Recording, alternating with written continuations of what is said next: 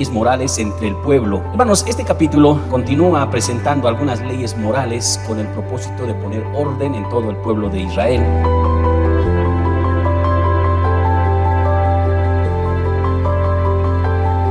Dios sabía muy bien que aquellas pequeñas confusiones podían traer grandes conflictos sociales.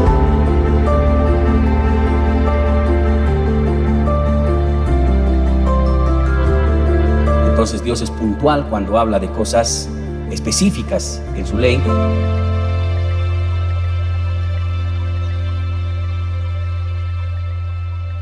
Deuteronomio 24, 1 al 22. Bueno, para nosotros, en nuestro contexto, hermanos, moderno, social, cultural, de verdad debería ser algo que se debe considerar, porque muchos problemas sociales desencadenan algunos problemas familiares, educación, tal vez Estado, solamente porque no hay ciertas normas de corte moral en la sociedad. Al Estado no le interesa la moralidad de las personas y por eso hay un caos en la sociedad.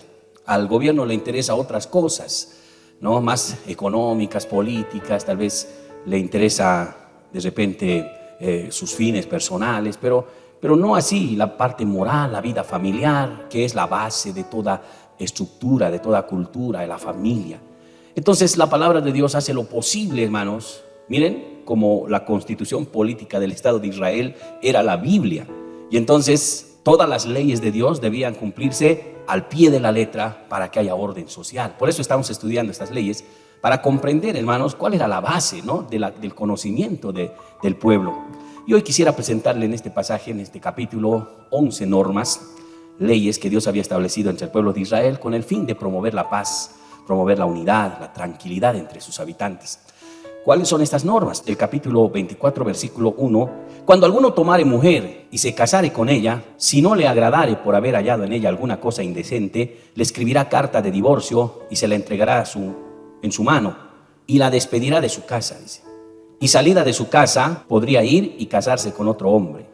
Pero si la aborreciere este último y le escribiere carta de divorcio y se la entregare en su mano y la despidiere de su casa, o si hubiere muerto el postrer hombre que la tomó por mujer, no podrá su primer marido que la despidió volverla a tomar para que sea su mujer después que fue envilecida, porque es abominación delante de Jehová, y no has de pervertir la tierra que Jehová tu Dios te da por heredad.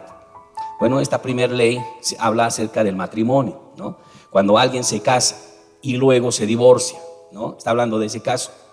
Esta figura era común en el Medio Oriente de esa época, cuando vivían regidos por el patriarcado. Recuerden que ese era un sistema en la antigüedad que imponía al hombre ciertos derechos sobre la mujer. Y la causa para un divorcio de esta magnitud estaba interpretada en ese tiempo por dos escuelas rabínicas, ¿no? Primera era la de Shammai, que decía que de repente se podía dar carta de divorcio a una mujer por cuestión de infidelidad conyugal, entendiendo que cuando dice en el versículo 1, indecente, dice otra vez, cuando alguno tomare mujer y se casare con ella y no le agradare por haber en ella una cosa indecente. Entonces la interpretación de esta escuela decía que esta cosa indecente puede ser un caso de fornicación o adulterio que haya pasado con uno de ellos. Entonces la otra persona le puede dar carta de divorcio. Pero por otro lado estaba también otra escuela rabínica llamada Hiller, y esta escuela tomaba en el sentido general como que cualquier cosa que podía desagradar al hombre era ocasión suficiente para dar una carta de divorcio. Como por ejemplo, quemar el arroz podía ser motivo de una carta de divorcio. Entonces, como habían estas dos escuelas que estaban en Israel, los israelitas tomaban la interpretación a su conveniencia.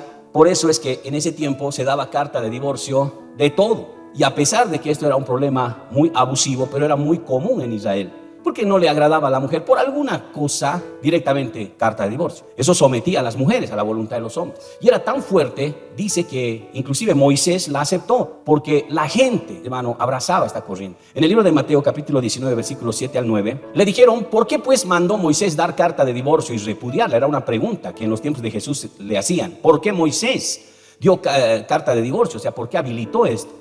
Versículo 8 dice, y él les dijo, por la dureza de vuestro corazón, Moisés os permitió repudiar a vuestras mujeres, mas al principio no fue así. Noten ustedes que Jesús dice que es la dureza, que es la obstinación, de la gente, del común de ese tiempo, de la sociedad de la época, que hacía que, hermano, no se podía controlar, ¿no? Este asunto. Era como la esclavitud, era mala, pero no se podía controlar. Es que hacía la Biblia, daba parámetros para que no haya abuso. Si bien se mantenía la esclavitud, no debía haber abuso. Entonces Dios, a través de la palabra, en ese sistema tenía que dar ciertas bases.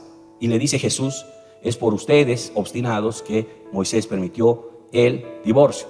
Pero también dice: pero recuerden ustedes, dijo, que al principio no fue así. Versículo 9: yo os digo, dice, que cualquiera que repudia a su mujer, ahora esta es la cosa, salvo por causa de fornicación, esa es la salvedad, y se casa con otra, adultera, y el que se casa con la repudiada, adultera. Hermano, Jesús dijo que se podía dar carta de divorcio, pero por esa salvedad, que sería la fornicación del otro. Y ese era el único caso.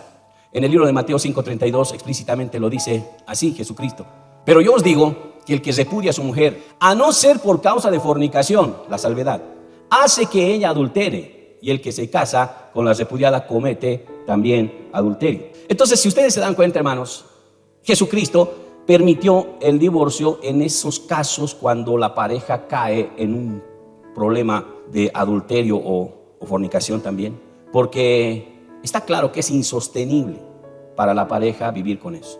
Aunque el perdón todavía está vigente, es decir, que una pareja puede perdonarse y seguir adelante, porque le perdona al otro su adulterio, su engaño, su traición, y entonces siguen adelante. Eso es borrón y cuenta nueva, eso es parte del perdón que puede haber en el matrimonio. Pero normalmente, hermano, no es posible vivir con eso, y la relación desde ese momento cambia, se hace insostenible, ya no se puede, si constantemente hay peleas terribles. Entonces, por hacerse insostenible esta relación, el Señor lo permitió con esa salvedad. Pero Él no estuvo de acuerdo, porque Él dijo: al principio no fue así, porque al principio Él los hizo varón y hembra. Al principio Dios los hizo uno, y lo que Dios juntó no lo separa el hombre. Jesús, al aprobar, no estaba poniéndose de acuerdo con eso.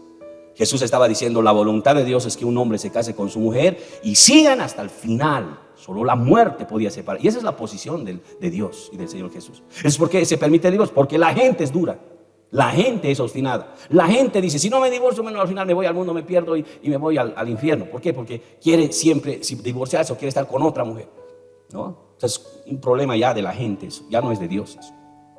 Entonces, eso fue una de las cosas que el Señor hizo, hermanos. Ahora, esta carta de divorcio era legítima y la mujer podía salir, pero también dice que esa mujer podía casarse otra vez. El versículo 2 de Deuteronomio 24 dice: y salida de su casa podía ir y casarse con otro hombre cuando había legitimidad en su divorcio. Recuerden que estamos hablando en el contexto de la época patriarcal. Lo que sí estaba prohibido en esta situación era que una persona ya casada, divorciada, y de repente se case con otra persona y también se divorcie, ¿verdad? O el cónyuge final o el último muera, dice: esta mujer no puede volver a casar. Eso sí estaba prohibido, volver a casarse con el primer cónyuge. Eso dice el versículo 3.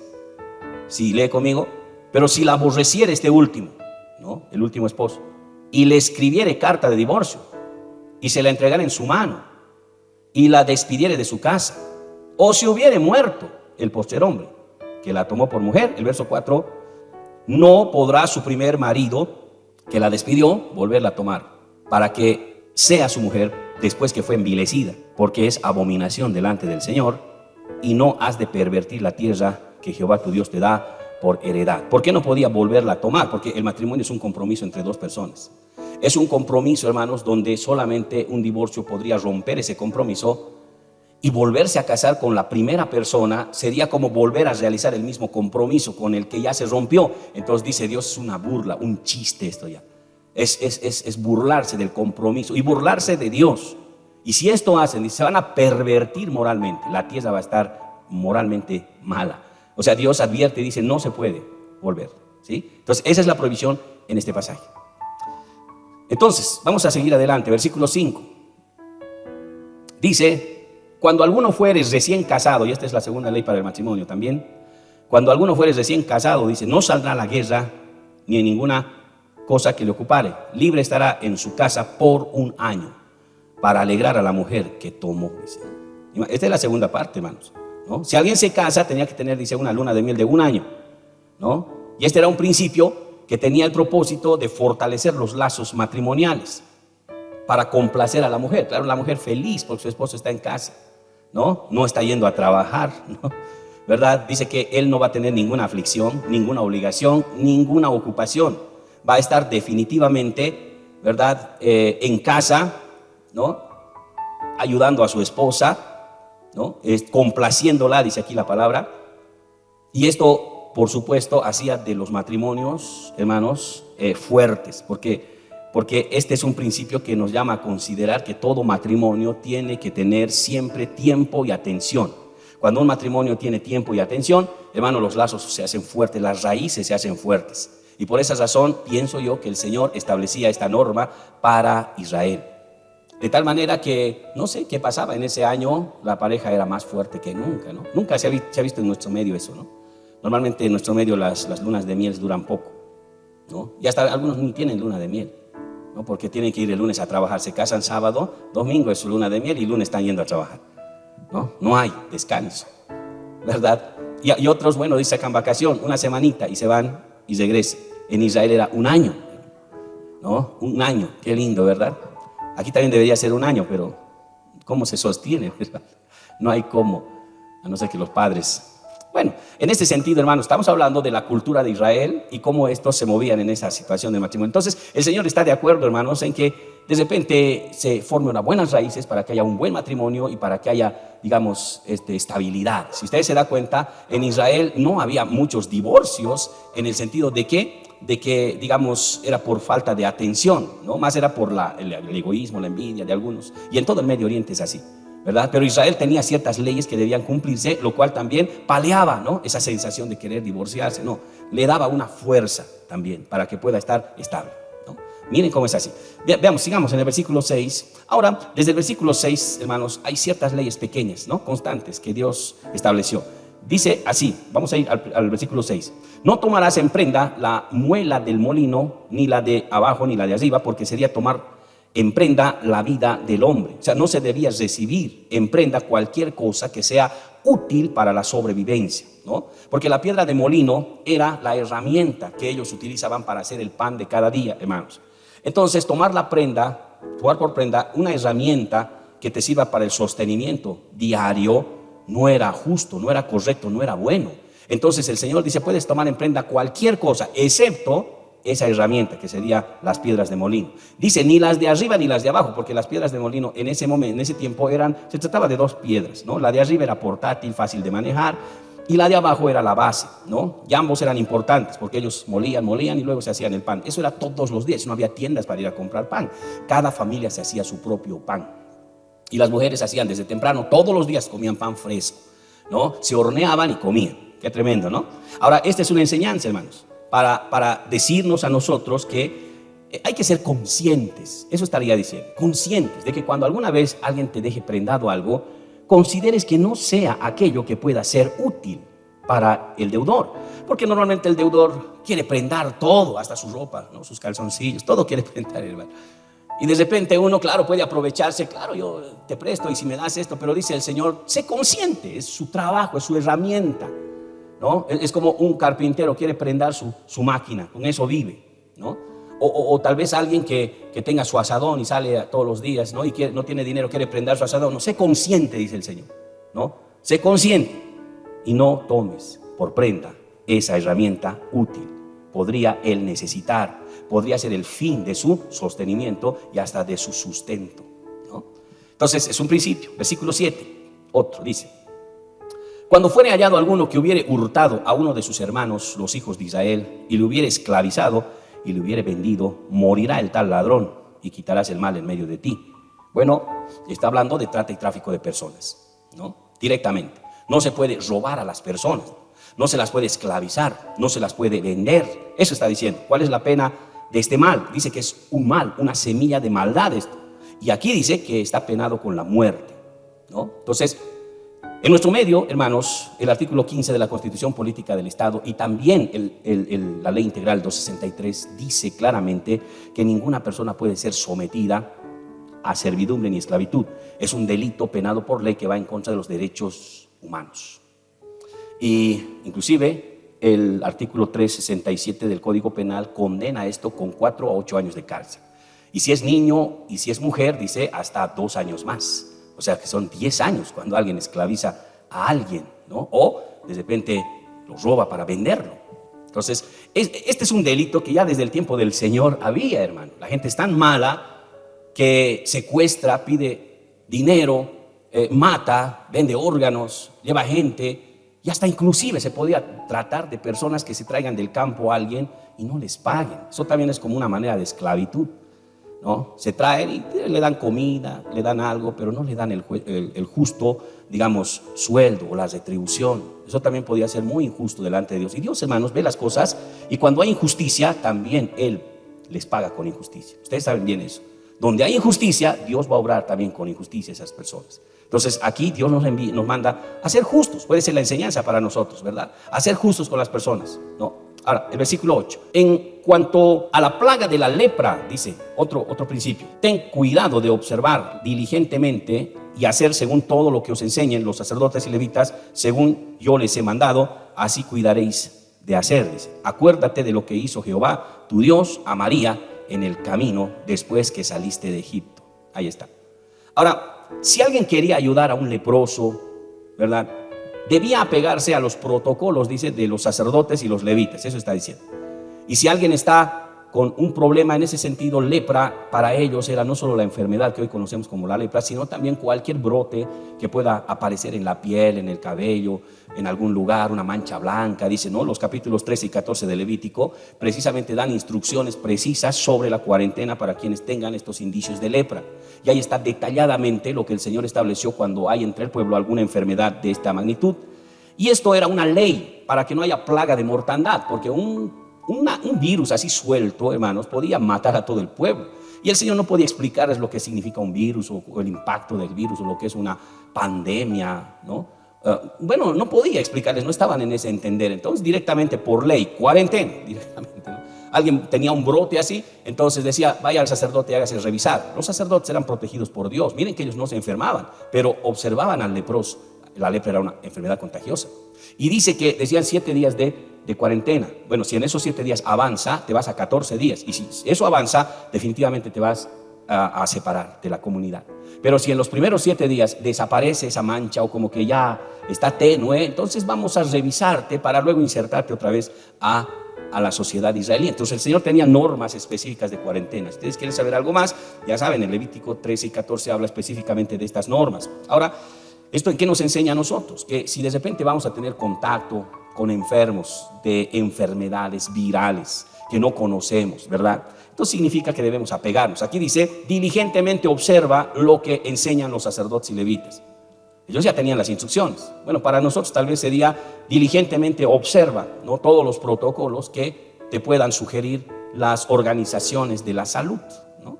Para poder, digamos, tomar. No podemos decirnos, bueno, el Señor está conmigo, ¿no? A mí nada me pasa y de repente, hermanos, así tentar al Señor para trabajar con enfermos así, ¿no? Entonces el Señor dice, apégate a los protocolos y trabaja con eso si quieres ayudarlos, ¿verdad? Solo los sacerdotes estaban calificados en realidad, pero si alguien del pueblo quería ayudar, tenía que apegarse a los protocolos. Dice, acuérdense de María, dice. En los tiempos de Moisés, María, de repente le apareció lepra por un juicio de Dios, entonces le sacaron del campamento 7 días y luego volvió porque el Señor la sanó, ¿sí? Entonces, esa es la parte con la enfermedad. Versículo 10 al 13.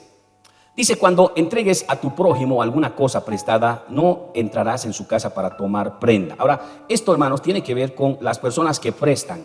Puede ser una ropa, una prenda o cualquier cosa. Dice la Biblia, si prestan algo a alguien, ¿verdad?, devuélvanlo.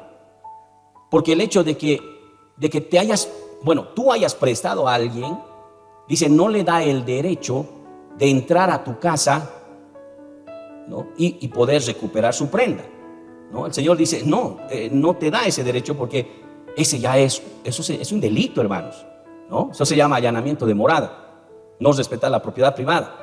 Es que está ahí mi prenda, ahí está ahí lo que le he prestado, yo tengo que entrar. No, dice Dios, no hagas eso. Si tú quieres recuperarla, ve a su casa, pero quédate afuera para que te la devuelva. Dice el versículo así, 11, te quedarás afuera y el hombre a quien prestare te sacará la prenda, ¿no? Entonces es una norma específica de respeto a la propiedad privada. Además, hermanos, es peligroso, porque entrar así podría significar una acusación de intento de robo, ¿no? Y entonces uno se mete en más problemas. Por eso, el Señor tuvo mucho cuidado en tener ciertas normas para que no haya convulsiones entre el pueblo. Miren, fue tan específico en decir, si te presta, pues devuelve. Ahora, en los versículos 13 dice, bueno, tú que te has prestado, sé consciente y devolvé, ¿no? Aquí dice el versículo 13, ¿verdad? Sin falta le devolverás la prenda cuando el sol se ponga para que pueda dormir, es su ropa, y te bendiga, ¿no? Miren ustedes, y te bendiga y te será justicia delante de Jehová tu Dios, dice. En otras palabras, le he prestado una prenda, entonces debo ser consciente para devolverla, porque esa prenda puede ser importante para esa persona. Tal vez con eso duerme o lo necesita. Entonces no puedo, dice, quedarme con la prenda. Bueno, ¿y qué me importa? No importa cuándo le devuelva. No, dice, puede ser pobre, lo va a necesitar. Y también dice que si le devuelves la prenda, la otra persona te dice, Dios te bendiga, ¿no? Y te bendiga, dice en el versículo 13, ¿no? Y ese te bendiga será justicia para ti delante del Señor. O sea que cuando alguien te dice, Dios te bendiga, gracias, ¿no? Hermano, estás haciendo una obra buena.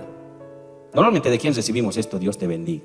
Yo me acuerdo que cuando a veces viene un abuelito a pedir dinero, se le da una moneda y el abuelito dice, gracias, Dios te bendiga, ¿no? Los parabriseros, ¿no? A alguien le das una moneda, te lo limpian, Dios le bendiga, dice, ¿no? O tal vez a alguien, ¿no? Le haces un favor, muchas gracias, que el Señor se lo pague. Aunque no crea, todas esas cosas son justicia ante el Señor. Y Dios por eso puede bendecirte. Estás pensando en el pobre. A veces hay personas que dicen, no, estos tienen plata, ¿no? O sea, no es, hermanos, sabio eso. Dice la Biblia, al que te pida, dale, porque al que al pobre da, a Jehová presta, dice. Así que es importante considerar, miren, son principios de justicia, de normas, de leyes, de consideración al prójimo. Sigamos con el versículo 14 y 15, sobre el pago a los trabajadores. Miren, no oprimáis al jornalero, pobre y menesteroso, ya sea de tus hermanos o de los extranjeros que habiten en tu tierra dentro de tus ciudades. En su día le dará su jornal y no se pondrá el sol sin dárselo, pues es pobre y en él sustenta su vida. ¿Para qué no clame contra ti a Jehová? Dice, y te sea en ti pecado. Wow. O sea, todo dueño, todo jefe, todo negociante a veces tiene sus trabajadores. Dice la Biblia que debe ser puntual en sus pagos. ¿Normalmente pasa esto? No pasa, ¿no? En nuestro medio no pasa. De repente le deben pagar el 15 y le están pagando el 20. Y algunos por gana de molestar, ¿no? Le detienen, pero no le pagan. O sea, hay gente así, hermano. Escuché a gente que decía, trabajo en la alcaldía, nos tienen que pagar el 10 y no nos han pagado este mes. Al siguiente mes dice que esperemos hasta el 20, ¿no? Y ellos se enojaban y molestaban porque dice aquí ellos son pobres. Y es verdad, los jornaleros, los trabajadores son gente con necesidad. Dependen de ese sueldo. Con ese sueldo dicen, me voy a comprar el pan mañana. Tal vez pensaba ir y pagar tales cuentas. Y cuando le dicen, no, ¿sabes qué? Te voy a pagar de aquí a 2 días, espérame nomás, o espérame, no sé, una semana. Entonces, es fácil decir eso, pero los que sufren son los jornaleros, porque ellos se ven en aprietos. Y ahora, ¿cómo pago y cómo hago? ¿No? Y por eso el Señor tenía una norma, una ley.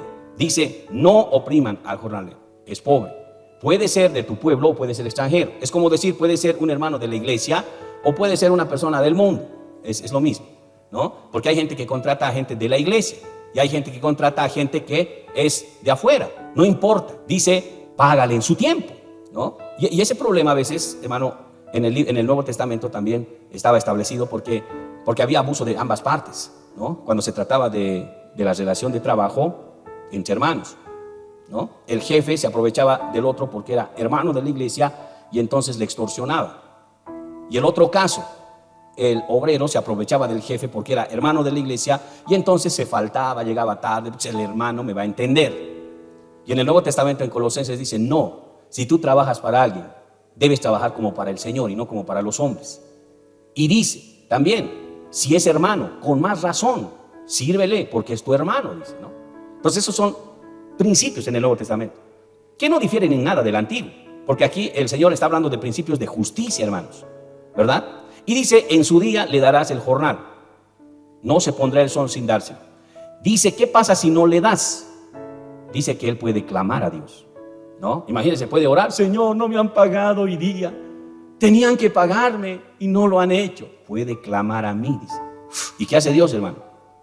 Lo toma como pecado, ¿no? Y eso es tremendo. ¿Y qué dice la Biblia? Santiago 5, 4 y 5. Dice: he aquí clama el jornal de los obreros que han cosechado vuestras tierras, el cual por engaño no les ha sido pagada por vosotros, y los clamores de los que habían segado han entrado en los oídos del Señor de los ejércitos. Wow. El siguiente, el 5, dice: habéis vivido en deleite sobre la tierra y sido disolutos, habéis engordado vuestros corazones como en el día de la matanza. Y está hablando en el contexto a los que se estaban enriqueciendo con todo el dinero y no pagaban a sus jornaleros, ¿no? Miren qué injusticia.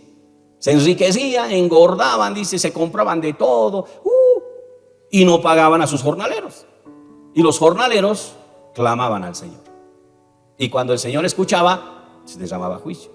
Hermanos, un negocio próspero siempre va a destacarse por ser puntual en el pago de sus obreros. Ahora, cuando a un obrero le pagan puntualmente, ¿cómo reacciona el obrero? Es una motivación, ¿no? Qué lindo mi jefe, no falla. Hoy es 15 y hoy me paga sí o sí. Es predecible. Quiere decir que cumple su palabra sí o sí. Pero cuando alguien es impredecible, ¿será que me va a pagar hoy día? Por favor, ojalá que me pagues. ¿No? Entonces hay que tener cuidado. ¿Cuántos dicen amén? Cuidado con entrar en cuestiones de injusticia, hermanos, porque ese sueldo es el pan de cada día del obrero. Versículo 16,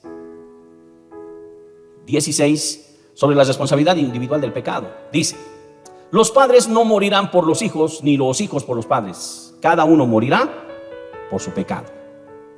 Así dice el Señor, hermano. Ahora, según el libro de Ezequiel, había un refrán que dice que los hijos, hermanos, debían ser castigados por el pecado de los padres. Ese era un refrán. Y casi la mayoría manejaba eso. Y decía: el padre es malo, entonces Dios va a castigar a sus hijos. Y eso era una idea. Miren, en Juan capítulo 9, versículo 2, se lo dicen a Jesús, los discípulos. Y le preguntaron sus discípulos diciendo: Rabí, ¿quién pecó o sus padres para que haya nacido ciego? Había una persona ciega. ¡Wow! ¿Qué habrá hecho su papá? ¿Cómo de pecadores habrán sido sus padres? Había ese dicho, hermano. Y el Señor tiene que hablar tremendamente en este y en otros pasajes de Ezequiel 18 también. Dice: no, señores, los padres no morirán por los hijos, ni los hijos por los padres. Cada uno morirá por su pecado.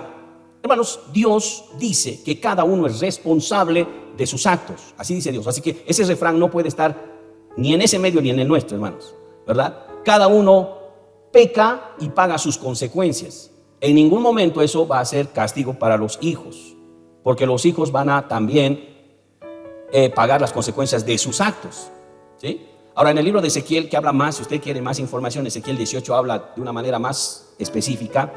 Dice, como un resumen: el alma que pecare, esa morirá. Esto es independiente. Inclusive en ese capítulo de Ezequiel dice: si el padre fuere justo toda su vida y el hijo le saliere injusto, el hijo morirá por su pecado, el padre será justificado. Y luego dice: si el padre fuere justo toda su vida y el hijo, en este caso el padre fuere injusto, en este caso, ¿no?, y el hijo fuere justo, el padre morirá por su pecado, ¿no? Eso decía el libro de Ezequiel. Inclusive dice esto más: si el padre o el hijo toda su vida fueren justos y al final de sus días cometieren injusticia, todas sus justicias no les servirán, por su injusticia morirá, dice. Y luego dice también: si el padre o el hijo fueren injustos toda su vida, pecadores terribles, pero casi al final, ¿no?, ellos se volvieran justos, todas sus injusticias no les serán tomadas en cuenta, por su justicia vivirán, dice. Miren cómo es el Señor, hermano. Él quiere vernos justos en cualquier tiempo de nuestra vida, ¿sí? Entonces, en este principio de Deuteronomio capítulo 24, está hablando, hermanos, sobre cómo se aplica la justicia de manera personal a cada uno, hermanos. Y cada uno va a cosechar sus consecuencias, ¿verdad? Pero ojo, que esto no está hablando de las réplicas o las consecuencias que el hijo puede tener al imitar el pecado de sus padres. De eso no está hablando. Está hablando que Dios no va a castigar al hijo por la maldad del padre. Pero normalmente cuando el padre es malo, cuando el padre es terrible, tiene cosas, el hijo termina imitando el pecado de su padre. No conoce al Señor. Esa es la realidad.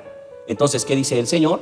Que se interpreta Deuteronomio 5:9 a la luz de este contexto. No te inclinarás a ellas ni las servirás, porque yo soy Jehová tu Dios fuerte y celoso, que visito la maldad de los padres sobre los hijos hasta la tercera y cuarta generación de los que me aborrecen. En este pasaje el Señor dice que Dios va a visitar la maldad de los padres y también va a castigar a los hijos y a los hijos de sus hijos hasta la cuarta generación. Y el Señor dice que los va a castigar no porque Él va a castigar al hijo por el pecado del padre, sino que va a castigar al hijo por imitar el pecado del padre. Porque está tomando la decisión de pecar, entonces el Señor va a obrar. Normalmente un padre alcohólico forma hijos alcohólicos. Aunque el hijo diga, yo nunca voy a tomar porque mi padre toda la vida ha tomado y ha destruido nuestra familia, ha golpeado a mi mamá y de repente yo he vivido una niñez terrible, jamás tomaré. No, hermano, va a llegar su mayoría de edad, se va a dedicar al alcohol. Se llama una maldición generacional, ¿verdad? Hay pecados, hermanos, que le sigue de los padres a los hijos, porque se trata de una maldición generacional. El hijo imita siempre el pecado de los padres, aunque no quiera. Solo Cristo puede romper, hermano, esa maldición y hacernos diferentes. Lo he visto. Cristo puede romper toda maldición y hacernos diferentes. A veces el padre se divorcia, el hijo también. El padre comete errores, el hijo lo hace. El padre es infiel, el hijo también. Hermanos, son maldiciones que van a ver ustedes en el común. Y es real lo que el Señor dice. Pero es precisamente cada uno ha tomado su decisión. Cada uno ha decidido. No podemos culpar al padre, pero el hijo ha decidido imitar al padre. Eso es lo que pasa en el común. Terminamos, 17 adelante. Con esto acabamos este capítulo, 17 al 22. Y, hermanos, la ayuda a los necesitados. Dice, no torcerás el derecho del extranjero, dice, ni del huérfano tomarás prenda la ropa de la viuda, sino que te acordarás que fuiste siervo en Egipto y que de allí te rescató el Señor tu Dios. Por tanto, yo te mando que hagas esto. En estos dos versículos, hermanos, no importa la condición del por qué los huérfanos son huérfanos, las viudas son viudas, o los extranjeros están errantes, no importa. Dice la palabra, debes ser condescendiente con ellos, dice. Debes ponerte en su lugar, y en lugar de extorsionarlos, debes ayudarlos, dice. Y eran personas menos válidas, porque en ese contexto de Israel el huérfano no tenía padres, ¿no? Y cualquiera podía aprovecharse, este es huérfano, así que lo vamos a esclavizar, nadie va a abogar por él, ¿no? Y la gente es mala. O las viudas no tenían esposo, y en el contexto de Israel eran como indigentes. Las viudas, hermanos, no tenían sostenimiento, y caminaban por ahí mendigando. Y muchos entraban a sus casas y dice que robaban a las viudas, porque estas no podían defenderse, ni siquiera les hacían justicia a las viudas. Entonces había gente mala, hermanos, y el Señor dice, con estos no te metas, ¿no? Huérfanos, viudas y estos extranjeros errantes, digamos. Tal vez, imagínense, es como esos que vienen, ¿no? De otros países, están por ahí mendigando, no tienen trabajo, ¿no? Yo no podré decir, me voy a aprovechar de este venezolano, ¿no? Que está viniendo a mi país, le voy a hacer trabajar duro y no le voy a pagar. Eso es maldad. Eso es lo que también se hace en los países orientales de Europa. Ven a alguien, no tienes papeles, bueno, directamente trabajas para mí por la mitad del sueldo. Eso es injusto, hermano. Y el Señor establece un principio, eso no se puede hacer. Son personas minusválidas, ¿sí? Entonces, el pueblo de Israel tenía que ser recíproco. ¿Por qué tenía que ser recíproco? Porque dice, ustedes también han sido esclavos en Egipto. Deben considerarlos también a estas personas. Más bien deberían sostenerlos, ¿no? A ver, ¿qué dice aquí? El versículo 19. ¿Cómo los podían sostener? Cuando ciegues tu mies en tu campo y olvides alguna gavilla en el campo, no volverás para recogerla. Será para el extranjero, para el huérfano y para la viuda. Para que te bendiga, esto hay que subrayar, para que te bendiga Jehová tu Dios en todas las obras de tus manos. Cuando sacudas tus olivos, no recorras las ramas que hayas dejado tras ti, serán para el extranjero, el huérfano y para la viuda. Cuando vendimes tu viña, no rebuscarás tras ti, será para el extranjero, el huérfano y la viuda. Y acuérdate que fuiste siervo en tierra de Egipto, por tanto yo te mando que hagas esto, dice la palabra. ¿No? Era la manera de sostener a los pobres en ese tiempo, porque según la ley, cualquiera que tenía sus hectáreas, sus bienes, y en ese tiempo vivían de la tierra, entonces podían espigar, ¿no? Ahí, sea las viñas, sean el trigo, el maíz, lo que sea. Y ellos recogían, ¿no? Y siempre se les caía un grano por ahí, y se les caía una espiga por ahí, una gavilla por ahí, y ellos recogían y se lo llevaban. Normalmente ellos regresaban para poder seguir recogiendo eso que se había caído y poder acumular así, digamos, su tesoro personal. Pero Dios decía por ley, no vuelvas. Todo eso que se ha caído, se ha desperdiciado, va a ser para el pobre, para la viuda y para el huérfano. Entonces estas personas venían después de la cosecha, estaban esperando ya. Y cuando después de cosechar todo, había algunas cosas por allí, ellos entraban y se levantaban para el sustento de sus vidas. Eso fue lo que pasó con Noemí, ¿no? Cuando llegó de extranjera con su nuera, ¿no? Ruth. Ustedes ven que estando ellas ahí, se acercan a una tierra y comienzan a espigar, dice, de las sobritas, ¿verdad? Y ahí estaba Boaz, que era el dueño de todo ese lugar, ¿no? Es una historia linda, ¿no? De romance, porque Ruth se enamora de Boaz, los dos se casan, ¿no? Una historia muy romántica, muy especial. Pero era una mujer que estaba ahí recogiendo las espigas, ¿verdad? Y finalmente se casa con el dueño, ¿no? Con el rico, digamos. Es la misma historia de las telenovelas, ¿no? Algo ya estaba en la Biblia esto. Bueno, entonces el pobre decía, gracias a Dios. El huérfano, la viuda, gracias a Dios. Él ha provisto una manera de sostener. No se ha olvidado de nosotros. No importa cuál sea su condición.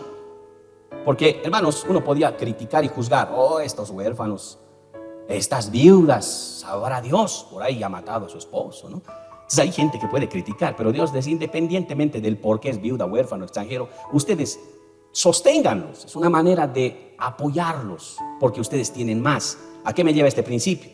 Este principio se aplica sencillamente a todos aquellos que tienen negocios prósperos, que tienen bienes, tienen buenos ingresos. Estos pueden separar una ofrenda exclusivamente para los pobres, para que ellos sean sostenidos. ¿Y qué dice el Señor? Y ve a Dios y te bendiga, dice, ¿no? O sea que el Señor bendice este tipo de acciones. ¿Cómo bendice? Prosperando sus negocios. Porque si tú estás dando, ¿cómo no te va a prosperar para que sigas dando? El otro tal vez no va a prosperar porque siempre va a estar recibiendo. Pero el que está dando es una fuente de bendición y Dios se encarga de proveer y bendecir y multiplicar porque uno está ocupándose de la necesidad. Y esto es bíblico. Quiero terminar con estos versículos. Proverbios 19:17. Lo vamos a leer juntos. Proverbios 19:17. Dice, a ver, lo leeremos todos. 2, 3. A Jehová presta el que da al pobre, y el bien que ha hecho se lo volverá a pagar. ¿Quién va a pagarte? A Jehová presta el que da al pobre. Bueno, si tú le das al pobre, le prestas al Señor. Bueno, Dios no es deudor de nadie, así que te lo va a devolver, dice. Amén. Entonces, qué interesante, ¿verdad? Hay gente que siente eso. Hay que dar, sí, hay que apoyar. Hay un movimiento. No, ahí estamos para apoyar. Ahí está mi auto, vamos en mi auto. Ahí está, voy a dar unos 10 chicolacs, unos 20. No, ayer hemos ido a repartir a los niños, ¿verdad? Hemos reunido no sé cuántos niños, les hemos dado, ¿verdad? Ropa, les hemos dado refrigerio y de paso víveres a sus madres, ¿no? Esos víveres que ustedes traen. Hermanos, imagínense, no sé de cómo un joven había publicado en su estado y una familia viene, o sea, de otro lado. Yo siento dar, dice, ¿no? Y trajo cosas. ¿Quién le habrá mandado? Yo creo que el Señor. Trajo, dice, voy a traer aquí, quiero compartir con los niños. Dijo. Me puse a pensar, hay gente que siente, ¿no? Yo quiero dar. ¿Por qué? Porque, hermano, es sabio. Dios va a bendecirnos si damos. Es el principio. Doy, Dios bendice. ¿Qué dice Proverbios 28:27? Proverbios 28:27 dice, el que da al pobre, ¿qué dice, hermanos? El que da al pobre no tendrá, nunca vas a tener pobreza. Mas el que aparta sus ojos, ¿qué va a tener? Muchas maldiciones. Vamos a dar a los niños. No, uno está. ¿Quién quiere traer algo para los niños? ¿No? O para las mujeres, para la gente que está afuera. Traigan sus primicias, se reparten entre los más necesitados. Cuidado, hermano. Cuidado de cerrar el corazón. Más bien ábralo. Dice la Biblia 11:25 de Proverbios. ¿Qué dice? El alma generosa será prosperada, y el que saciare, él también será saciado. Así bendice Dios, tiene que saberlo. Quieres saciarte, ser bendecido, quieres tener, hermano, ¿cuál es la manera? Generosidad, esa es la manera. Nunca hay que ser taca, así, fierro bolsa, que pichón, ¿no? Yo nomás. Para mí nos vamos a ir a comer, nos vamos a ir a comprar, nos vamos a viajar, vamos a hacer esto, lo otro. Se gasta tanto. Hay que dar a los niños. Traigan sus primicias. Nada, voy a dar 10 centavos. Hermano, hay que aprender, ¿no? Un hermano dijo, pastor, a los niños hay que darles algo. Amén, quisiera dar algo. Y dio, ¿no? Se fue el pie para poder comprar todo ese refrigerio para esos niños. Pero esto fue por eso, por un sentir de corazón. Oiga, ese es el secreto. Vamos a seguir, uno más, Salmo 41:1, este es el último. Salmo 41:1. ¿Qué dice?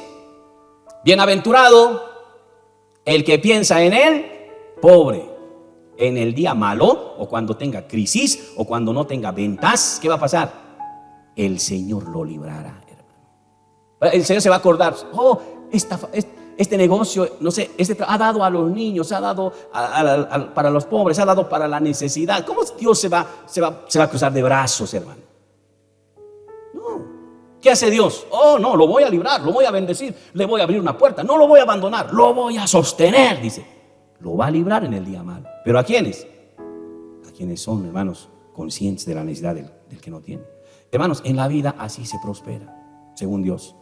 No es acumulando que se prospera dando. Ese es un principio bíblico. Así que usted ya lo sabe. Bien, vamos a orar, póngase de pie. Vamos a dar gracias al Señor por la palabra.